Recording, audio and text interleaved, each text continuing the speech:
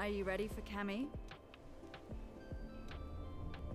This is Mount Kami. It's unforgiving, it's massive, and I'm going to climb all over it. Welcome to Cairn, a realistic survival climbing sim from the creators of Fury and Haven. In Cairn, there are no set paths. If you can see it, you can climb it. But don't expect a casual stroll. Every wall plays out like a boss fight where you have to juggle your stamina, gear, and sanity just to survive the ascent.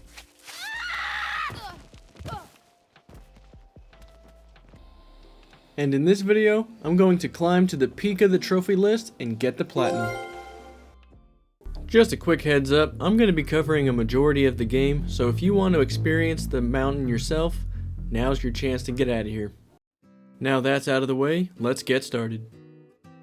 There are 53 trophies for Cairn, and they range from story-related ones, random tasks, and finding certain items on the mountain. And even though the game had a decent learning curve, the trophy list actually isn't too bad. The game opens up and we meet the intrepid climber Aava in the climbing dojo at the base of the mountain. Hey, climb bot. Go. And it's here that we get a feel for the limb placement style of climb simulating ahead of us. Each arm and leg is controlled separately, and placement is key for keeping balance and stamina at safe levels.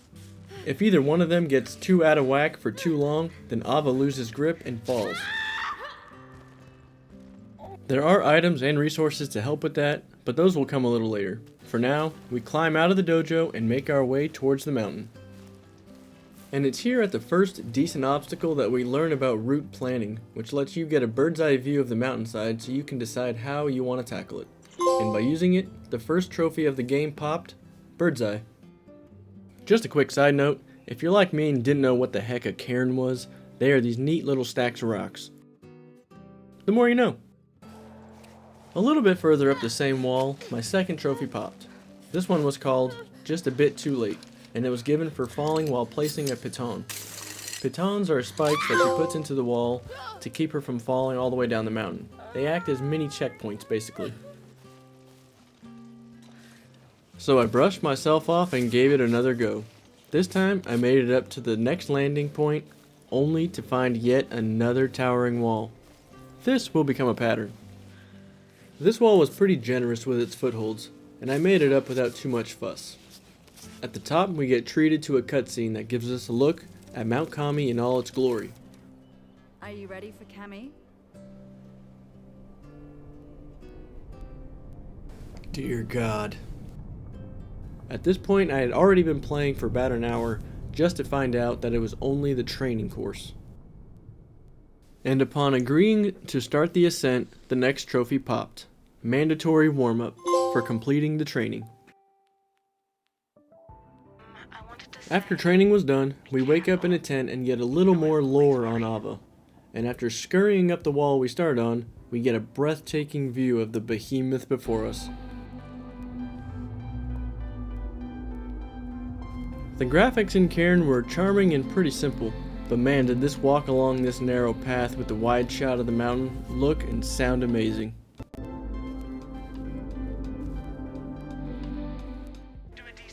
A short time later, while slowly making my way up, I got my next trophy, Ain't Scared. Every once in a while, Aava will come across a gap that she can jump across, and for doing so, the trophy popped. And pretty soon after our leap of faith, we get another story-related cutscene, followed by another story-related trophy, Those Who Come Back Down. One thing that really helps with climbing in this game is the chalk. It gives Aava extra grip, and we can get it one of two ways. Either we find it, or we can compost trash with our little climbot friend, and it will give it to us. And for composting 10 pieces of trash, I got the trophy, Leave No Trace.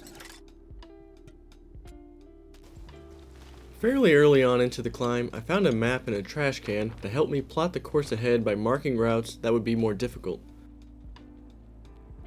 And as I was making my way through what I thought was the easiest way, I biffed it and fell. But I didn't die, and I guess the fall must have been over 15 meters because the trophy, Not Even a Scratch, popped up.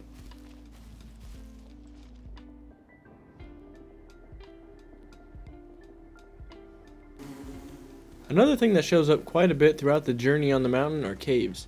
Some have bees, some have bears, Hi, how are you? and some even have NPCs. But this particular one looked like it must have been a hangout for people to get wasted. While inside, I found a dead guy, and for looting his corpse, I got the Hungry Like a Wolf trophy. And thanks to the poor bastard that we looted the booze off of in the cave, I got another trophy, Red Rope Club, for making an alcoholic cocktail back at the tent. Yeah, boy. One of the major landmarks in the game is an abandoned cable car station. This area is a nice break from the constant climbing and has some decent materials to restock up on. There is a set of binoculars near the cliffside that Aava can look through, and while doing so, I got the Spotted trophy for finding little puny Marco down below. But boy, does he make up ground fast.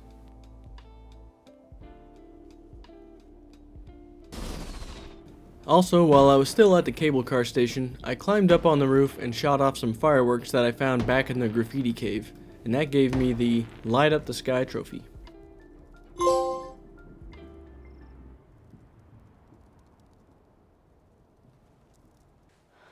One thing that gave me quite a bit of trouble was climbing in the dark.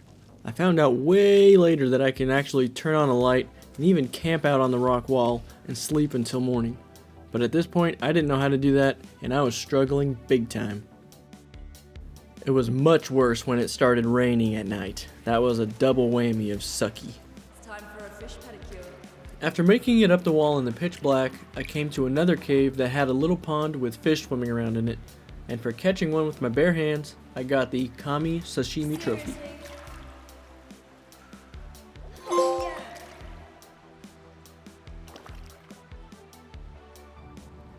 After I cooked up the trout I caught, I finished climbing that segment of the mountain. At the top of the area was a waterfall that Aava decides to cool off in, and after the cutscene ended, the trophy Moment of Cool popped.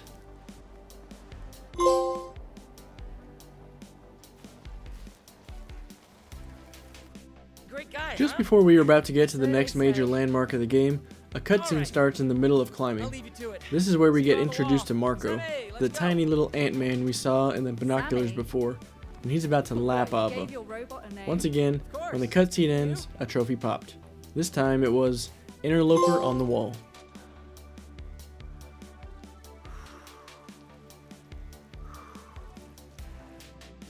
Like I mentioned at the beginning of the video, stamina management is vital to being successful at climbing in Cairn, and one way Aava does this is to shake her arms out when she's about to fall. This will give her a momentary boost to hopefully get her out of a jam, and for doing that 50 times, I was given the trophy Lactic Acid.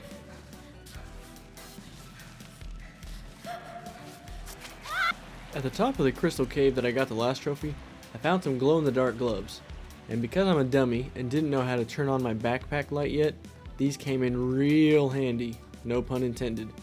And for picking them up, I got the All That Glitters trophy.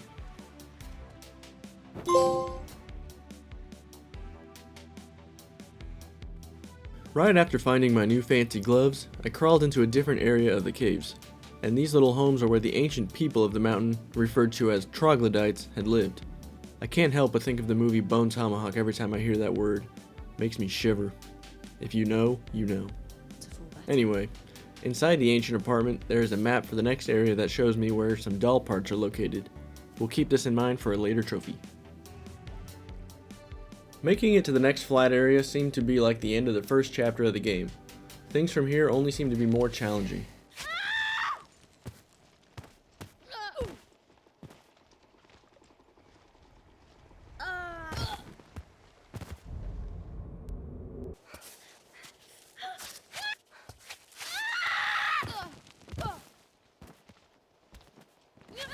That damn statue was the hardest part of the game for me.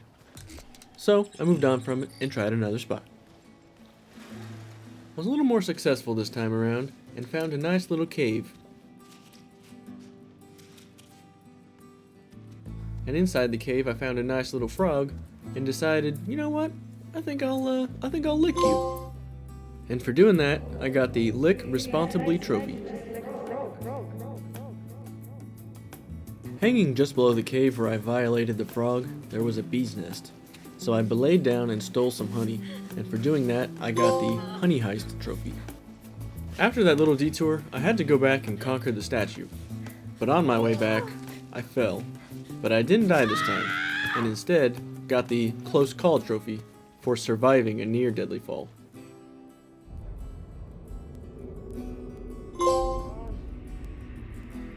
Blacking out left me with little to no health, and it sped up the time to right before the sun set. So I decided to just try and speedrun my way back down the mountain to reset the checkpoint. I'm not gonna lie, I did end up using this trick a few times throughout my playthrough. While in the area, I made my way to a little cliff and found one of the doll parts shown on the map. And to get back to safety, I rappelled all the way down to the furthest reach of my rope, and that popped another trophy, end of the rope. Go get the pittons. After another 30 minutes of trying, I finally got to the top of the dreaded statue and inside its head. At the back of the cave, I actually got 2 trophies. The first one, Herbalist, was for cooking the ultimate infusion.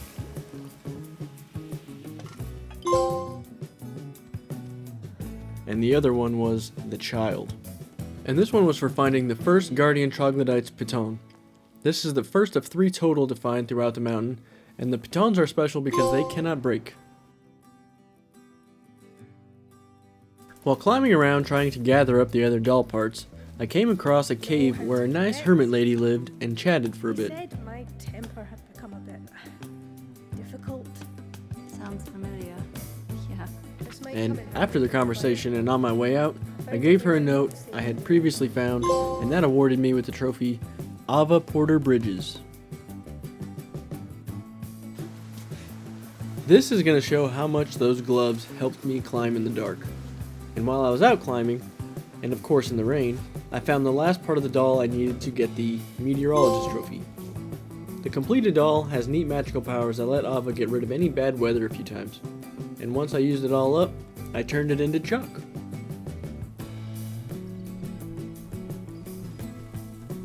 Do you like miso soup?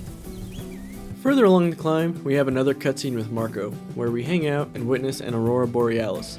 And like the other story-related trophies, once the cutscene ended, everything else disappears popped. And almost immediately after that, Marco starts to follow Aava, and she shuts him down pretty hard by telling him to shut up. Doing that gave me the no thanks Do trophy. you ever shut up? Wow. Yeah, Marco, do you ever shut up? I've been trying to make myself inconspicuous so I don't disturb you. I already feel privileged. The next trophy I got while on my travels was Master Chocolatier. For this one, I had to cook up an Easter egg. To do that, I had to first make a chocolate drink with water and a chocolate bar, then combine that with an egg I stole out of a bird's nest.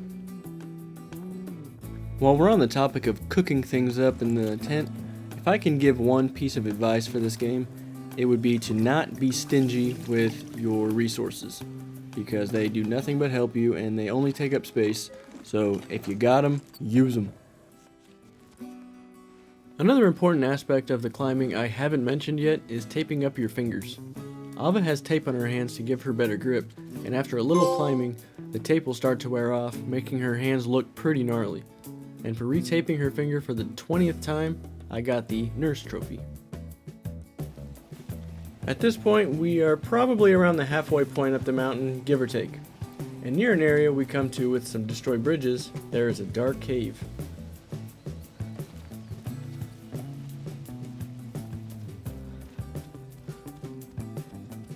I could see a nice 2-bedroom apartment in here.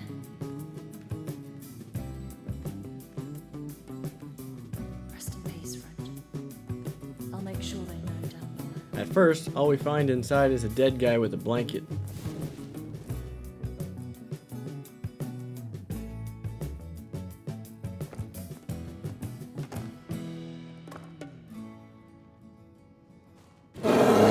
Shit.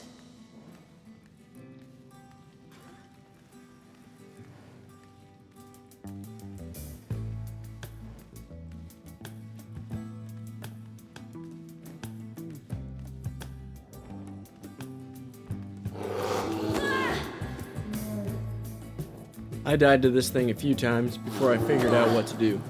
If you try and run around the bear, it will kill you. The trick is to just walk by nice and slow.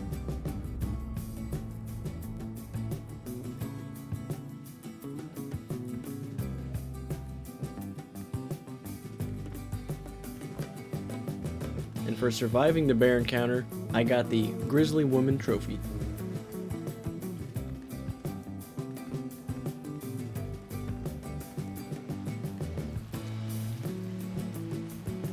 Come on, let's get out of here. This thing's still safe. Soon after getting mauled by the bear, Aava crosses a long, rickety bridge and we come to another troglodyte apartment complex. But before going up, I decided to go down. Inside of this painted hole is a massive vertical wind tunnel. This seemed to be another test by the developers to separate the grown adults from the little children. I became a man in this cave. And after all of my trials and tribulations, I found the second indestructible piton and got the ancient trophy. I spent more time getting out of that hole than I'd like to admit. Let's just say I did more speed running down the mountain. Now that I was finally out of there, I went back to all the ancient living spaces. I spent just as much time here on this wall as I did in the last tunnel. There were plenty of trails to take and they were all on the more difficult side of the scale.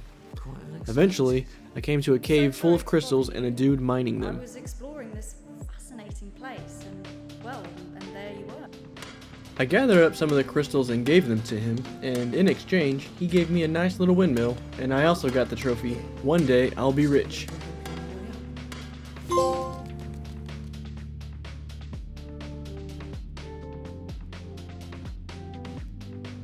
Back out on the big face of the mountain condos once again, there is an easily missable little cave way up on the top right.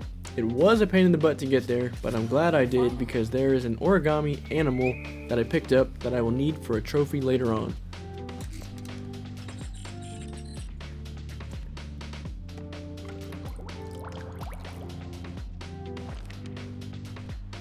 Finally getting away from that big wall of doom, I got to the top, and would you guess who I run into again?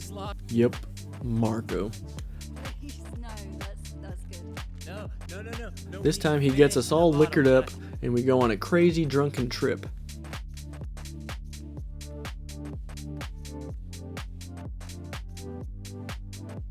At the end of the Rainbow Bridge, we see Aava's cat, who very sadly passed away while she was on this tunnel-visioned mission to climb this mountain. In the morning, Aava barfs, and we get the One Hell of a Night trophy.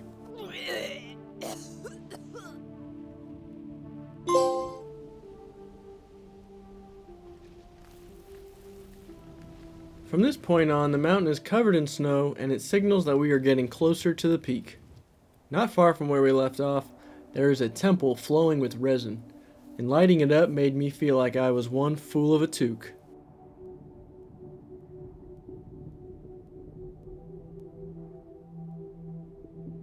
Wow, still a lot of villagers left.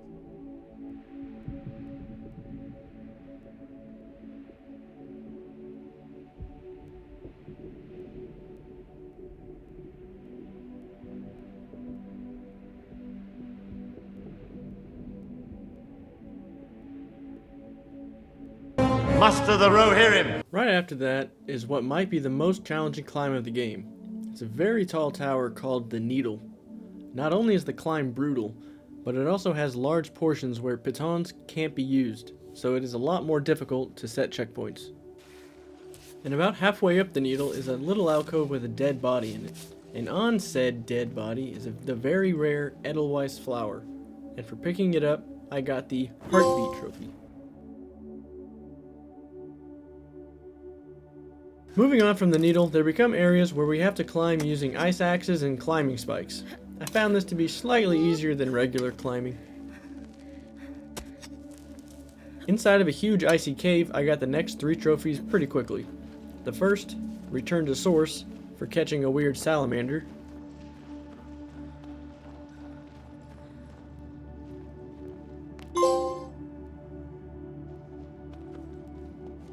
and the other two were done in the same room. The secret was for finding the last troglodyte piton, and I did it was for reaching the top of Mini Mount Kami.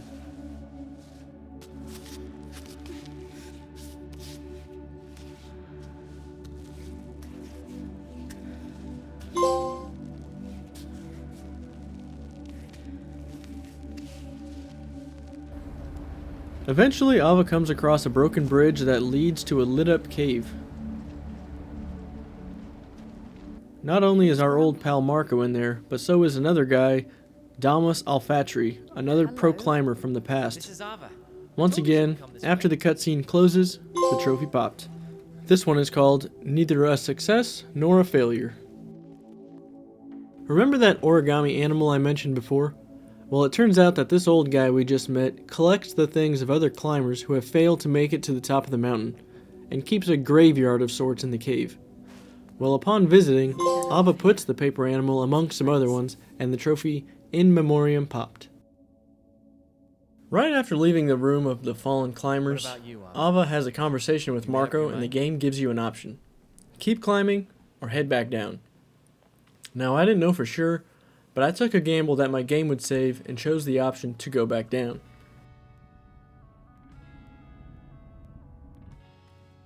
And after a touching cutscene, the trophy Home popped.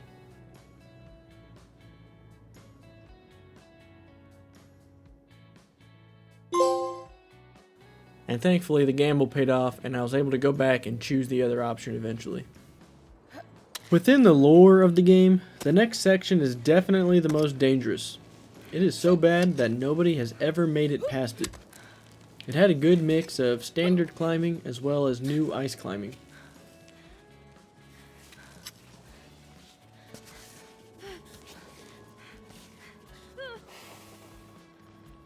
And it lived up to its dangerous name because as I was on it, an avalanche started.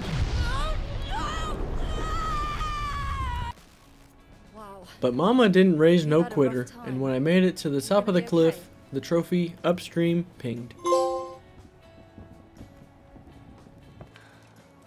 The rest of the climb is pretty much a slow-paced, emotional, and spiritual ride.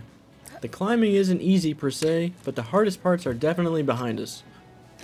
Probably one of the tougher trophies of the game is Don't Stop Me Now. To earn this one, I had to climb for 30 meters without using a baton.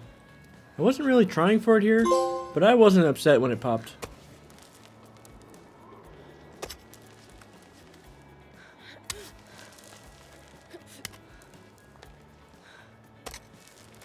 As I got closer to the summit, the climbing turned into a lot of hiking in the snow and self-reflection. There even comes a moment just before we get there where our little climbing robot buddy breaks down and we have the option of leaving it behind. Oh, come on. Robot, please. Please, please, please don't do that. Just turn back on. I didn't mean to. I didn't mean to do this to you.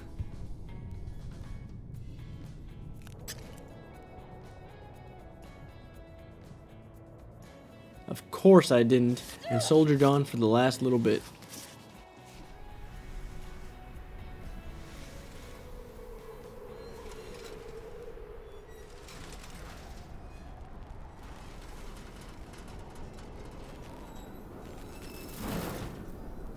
Finally, Aava reached the ultimate goal and made it to the summit, where she let out a war cry of victory.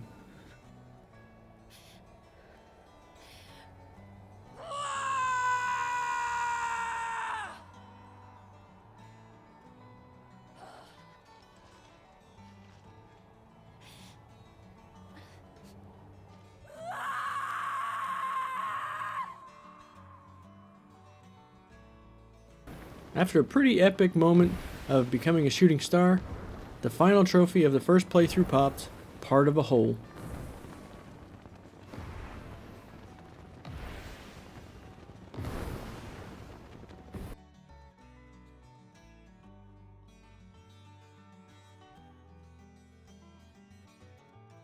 By the way, my summit is reaching 1,000 subscribers, so, yeah.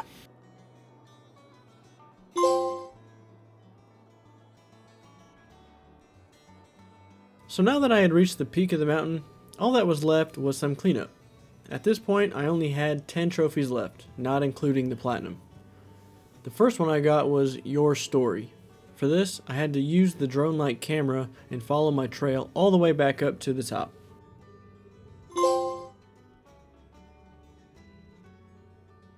Up next were Serious Training and Luxurious Grip. Both of these I missed while in the dojo at the very beginning of the climb. For Serious Training, I had to climb up all the different rock walls to unlock a box with some goodies in it.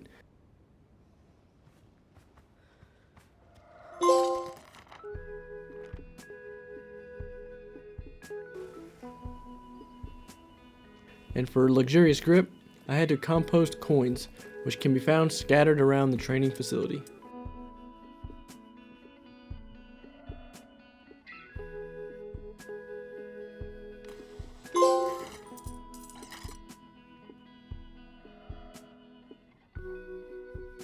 The next trophy kind of bummed me out. For this one, I had to take a nap while on the face of the mountain. And this is when I found out how much of a dummy I had been this entire time. I did not know that I could hold L2 and have a bunch of actions available to me even when I wasn't in the tent. Like using a light, wrapping my fingers, or sleeping. Oh well. For sleeping on the cliffside, I got the Siesta trophy.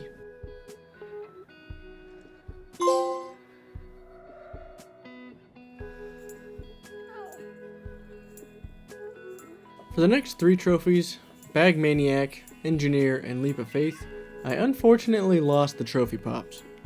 But for Bag Maniac, I just had to rearrange the contents of my backpack manually and put them in a Tetris-like configuration. And for Engineer, I had to reconstruct 20 pitons using the little climb bot with scraps of broken pitons. And for Leap of Faith, all I did was hook up another piton up to a rock and jump off the edge of a cliff.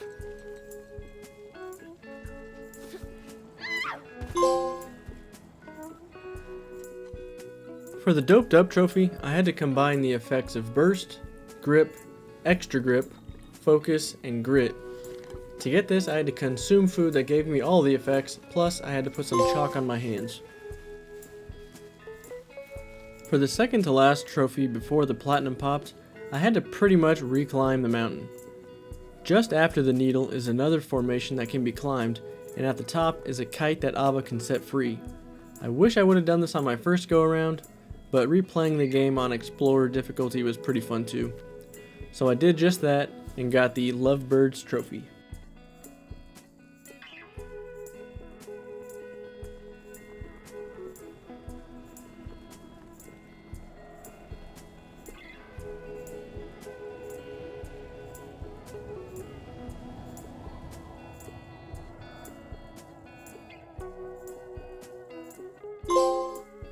This is where you were meant to go. And I usually try and save a freebie trophy for last, so I pulled out photo mode and got the Picture for Chris trophy, which also unlocked the platinum free.